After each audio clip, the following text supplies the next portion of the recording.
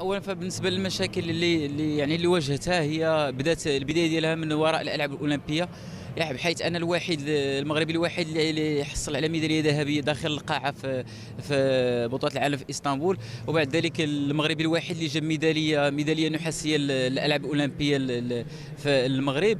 ويعني هذا الشيء، داك الشيء اللي كان تستحق ما خديتوش، يعني يعني حتى المستحقات ديالي كانت ناقصه. ماشي يعني كان انا ذاك كان وزير السابق ديال الشباب والرياضه، كان دار واحد يعني التوقيع على واحد المستحقات اللي كنا غناخذوها ديال كل ميداليه. في الاخير عطاوني داك الشيء ناقص. وكذلك بطوله العالم ذهبيه داخل القاعه، فيعني تقريبا داك الشيء كامل اللي عطاوني النص ديالو. من العيب والعار ان المغربي الوحيد اللي يجيب ميداليه للمغرب ويشرف بلاده.